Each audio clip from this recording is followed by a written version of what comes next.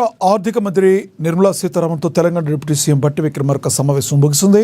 రాష్ట్ర అభివృద్ధి, విద్యా మౌలిక వసతులు, మూలధన వ్యయాలకు సంబంధించి కీలక అంశాలపై ఈ సమావేశంలో చర్చించారు. ఈ సందర్భంగా ఎస్ఏఎస్సీఐ కింద తెలంగాణకు అదనంగా 5,000 కోట్ల రూపాయల ప్రత్యేక ఆర్థిక సహాయాన్ని మంజూరు చేయాలని భట్టి కోరారు.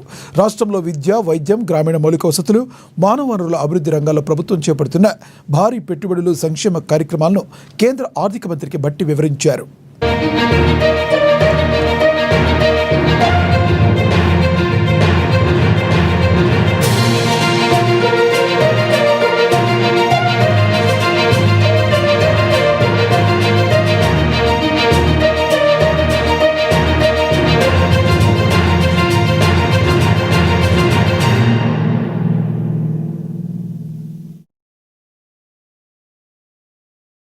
కేంద్ర ఆర్థిక మంత్రి నిర్మలా సీతారామన్తో తెలంగాణ డిప్యూటీ సీఎం భట్టి విక్రమార్క సమావేశం ముగిసింది.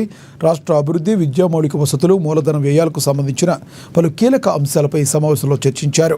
ఈ సందర్భంగా ఎస్ఏఎస్సీఐ కింద తెలంగాణకు అదనంగా 5,000 కోట్ల రూపాయల ప్రత్యేక ఆర్థిక సహాయాన్ని మంజూరు చేయాలని భట్టి కోరారు. రాష్ట్రంలో విద్య, వైద్యం, గ్రామీణ మౌలిక వసతులు, మానవ వనరుల అభివృద్ధి రంగాల్లో ప్రభుత్వం చేపడుతున్న భారీ పెట్టుబడులు, సంక్షేమ కార్యక్రమాలను కేంద్ర ఆర్థిక మంత్రికి భట్టి వివరించారు.